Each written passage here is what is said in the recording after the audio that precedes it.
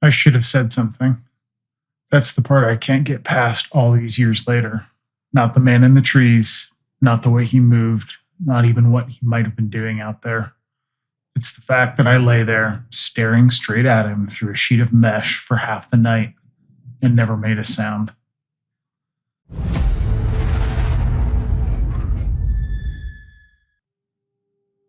My mother put me in the scouts because I didn't know how to talk to other kids. Her words, not mine. "You're too quiet," she'd say, smoothing my hair at the kitchen table. "You're a good boy, but you keep everything inside. Scouts will be good for you. You'll make friends. You'll learn to speak up." I nodded because that's what I always did. I was 10, small for my age, and my default setting in any group was stay out of the way. Scouts was fine at first. I liked the rituals, the uniforms, the badges with clear rules on how to earn them. You tie the knot, you get the badge. You learn the law, you repeat it. The adults smile. Talking to the other boys was harder. They were louder in ways that felt permanent.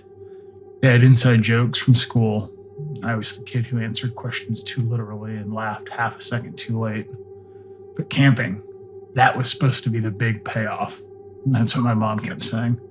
"Real boys go camping," she once said, then winced. "I don't mean it like that. It'll be good for you. You'll see."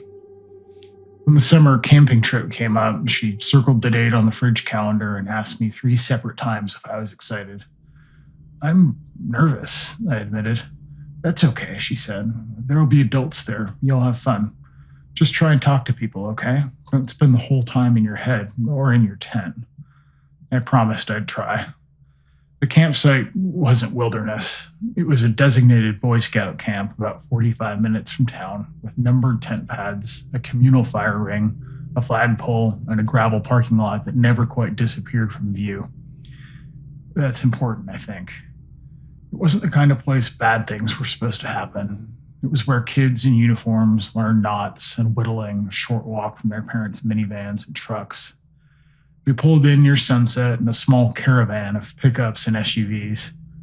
The air was thick and hot, the kind of summer heat that makes your clothes cling. Mosquitoes whined around as we unloaded tents and coolers and bins of gear.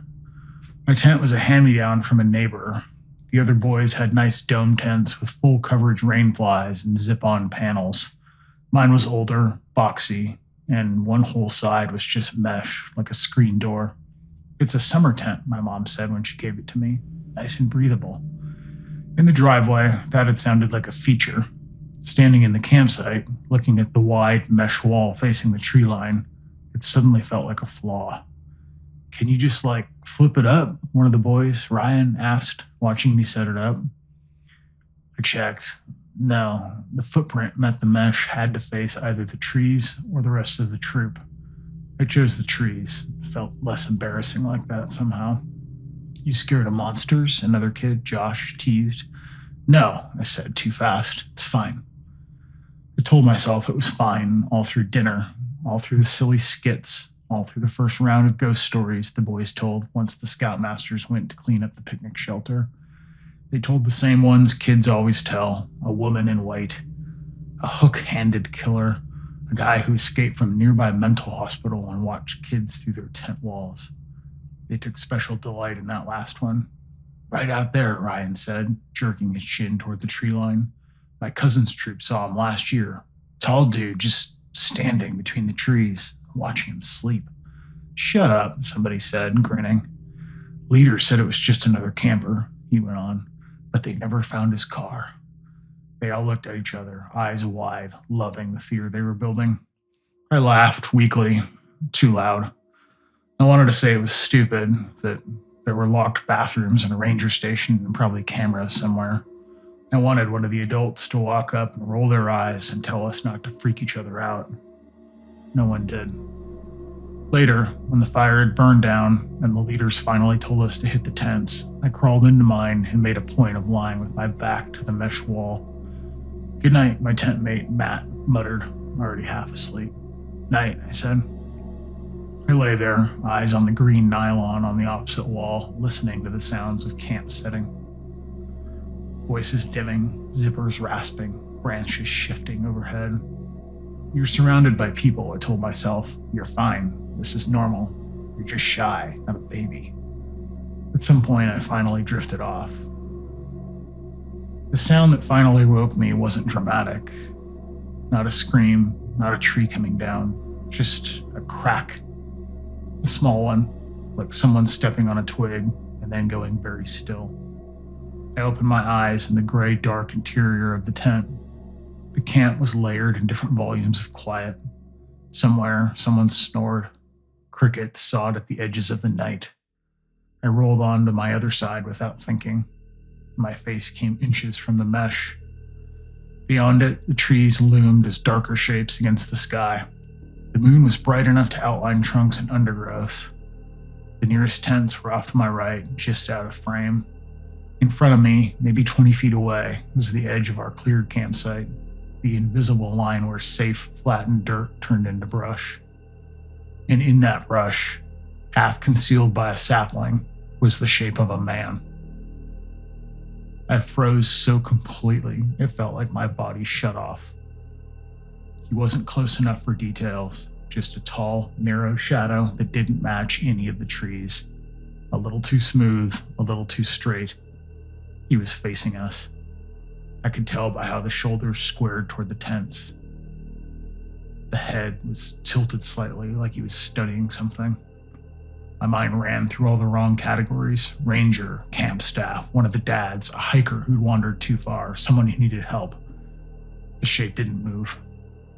He didn't step forward and call out or turn away and walk down a trail. He just stayed there in that narrow gap between trees, watching. My heartbeat started to hurt. I should say something, I thought.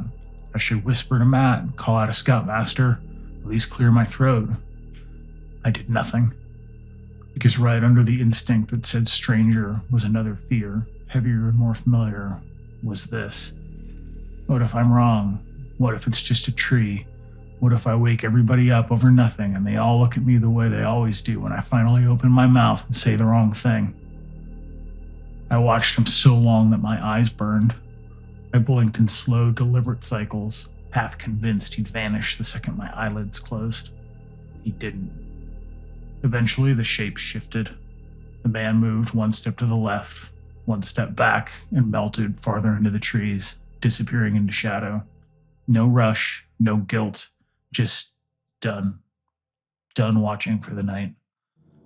I lay there, rigid, waiting for my heartbeat to slow enough that I could roll back without shaking the tent. When I finally did, I stared at the opposite wall until dawn turned it pale. I didn't sleep again. In the morning, everything looked aggressively normal. Kids argued over whose turn it was to pump water. Someone burned the pancakes. The sun came up bright and hot, turning the damp grass into steam. "You look like death," Matt said, around a mouthful of syrup. "Didn't sleep," I muttered. "Yeah, no kidding. You were tossing," he shrugged. "Homesick?" "Just hot," I lied. A few yards away by the supply table, two scoutmasters talked in low voices. I wasn't trying to eavesdrop, but they kept glancing at the tree line, and after a night like that, you notice where adults are looking. "Yeah, said they had another call about him," one leader murmured. "Same description?" the other asked. "Yeah, tall guy in the brush, just watching. Troop from Pack 81 over by Loop C, night before last." "Did you call the ranger?"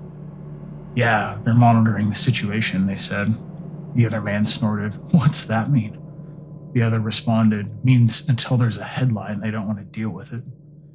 They fell quiet for a second. "Could be nothing," one said. "Yeah, could be," the other replied. Neither seemed convinced. I didn't tell them I'd seen him too. The words crowded up behind my teeth. I saw him. He was right there. He watched us for a long time. Before I could decide, one of them noticed me watching. "You doing okay, bud?" he called. "You look beat." "Fine," I blurted, "just tired." He smiled, took that as an answer, and turned back to his coffee. That tiny moment, him accepting it, letting me off the hook, locked my mouth shut for the rest of the day. We spent the night doing normal camp things, a short hike, a lesson on poison ivy, a knot tying relay race. From the outside, I was just another quiet kid in a green shirt, nodding when spoken to, laughing, beat late, every joke. Inside, I kept replaying the night, the way the man had stood, the angle of his head, the fact that he didn't call out, didn't identify himself, didn't carry a lantern like the leaders did when they walked around after dark. That night, I tried to trade tents. I didn't say why, just muttered something about my zipper sticking. No way, man, your tent's way cooler, Ryan said. All that mesh? You're practically sleeping outside. He meant it as a compliment. I crawled into my practically outside bed and lay down with my back to the mesh again. Matt was asleep in minutes. The camp noises faded. The fire crackled low, then lower, then collapsed with a hiss. Crickets, a few leaves, somewhere far off, a single car on the highway. My brain finally let go and I fell asleep. When I woke, I knew before I opened my eyes that something was different. That sticky awareness, like someone staring at you from across a room. I rolled over. The mesh side glowed faintly with reflected light. The moon was higher and brighter, painting the trunks in silver. Shadows between them were black. He was closer this time. Not at the edge of the clearing, but a few steps in, maybe 10, 12 feet away. Still on the line where dirt gave way to brush, but definitely, unmistakably not a tree. Tall, thin, something light on top, darker at the bottom. The edges blurred, like my eyes refocused too sharply. His head moved slowly, tracking along the row of tents. Counting, I thought, and I immediately hated me for thinking it. He wasn't holding a weapon, wasn't touching any of the tents. He was just watching. My body reacted before my mind caught up. Every muscle tightened. My fingers dug into the sleeping bag.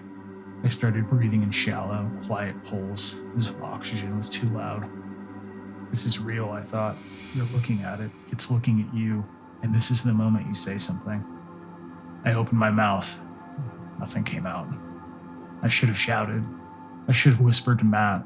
I should have done anything but lie there, locked in my own skin, watching a stranger stare at the sleeping bodies of children. Instead, I watched. At one point, he shifted his weight and crouched, hands on his knees, head tilted. It wasn't a casual movement, not a hiker stretching or a dad checking a steak. It was focused, intent, a predator's posture, even if I didn't know what he was hunting. He stayed like that a long time. Then, slowly, he straightened again. He raised one hand, not waving, not signaling, just lifted it chest high, palm half open, as if feeling the space between him and us. My throat burned with all the things I wasn't saying. Finally, as if bored, he took one step forward. Moonlight hit the side of his face. Just a sliver. Enough to see pale skin, the line of a jaw, a hint of stubble. His eyes were buried in shadow, but I could see his mouth slightly open, like he was breathing through it. Then he turned his head, not toward the campsite in general, toward my tent, toward the mesh. Even with the distance and the shadow and the fabric between us, I knew he'd seen me. Something in me snapped. My hand shot out, found my flashlight by instinct, and yanked it up. I didn't think, I just flipped the switch. The beam knifed through the mesh in a jerky arc. It caught his shoulder and a piece of his chest, washing his shirt in white. He moved. Not like someone startled. No flinch, no yelp, no hands thrown up. He simply stepped backward into the trees, slipping out of the beam with unnerving ease. By the time I dragged the light a lot higher, he was gone.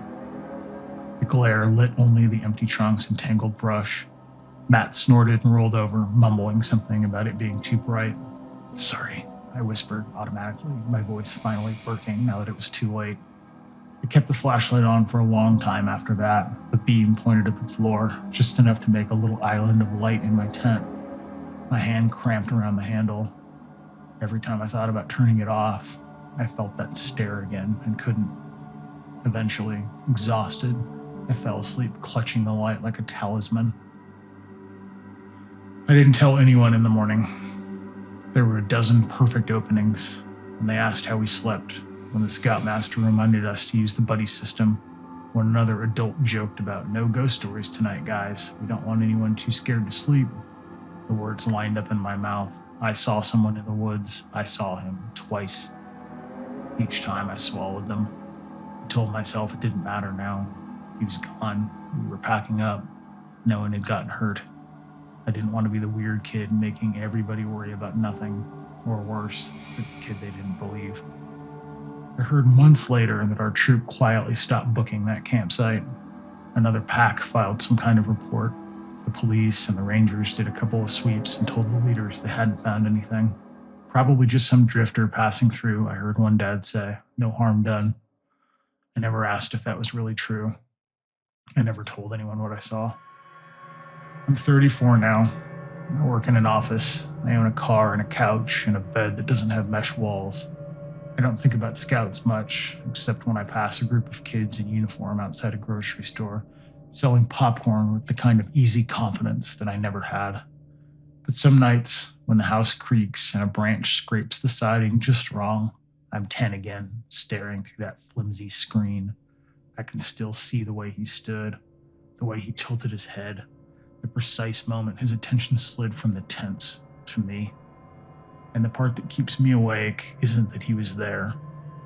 It's that I was too, that he saw me, that I heard adults ask about some guy in the woods, and I stayed quiet, that I had the chance to be loud for once in my life, to shout, to wake everybody, to be wrong and embarrassed, or right and useful.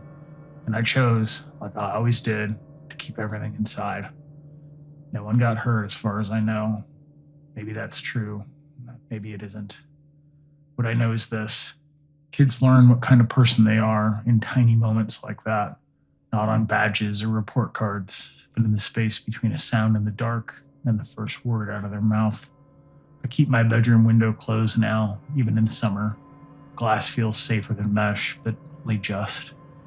And when a branch snaps in the backyard, I still hold my breath and listen for footsteps. I still look for a shape in the dark, and I still don't say a word. Some fears don't fade. They just learn to live quietly in the corners of your life. It's okay if you still flinch at certain sounds or remember moments you wish you'd handled differently. Being older doesn't mean you're supposed to be fearless. It just means you get to give your younger self a little more understanding than you did back then. You're allowed to breathe, notice the world around you, and remind yourself that vigilance doesn't have to feel like punishment. Take care of yourselves, and thank you for joining us.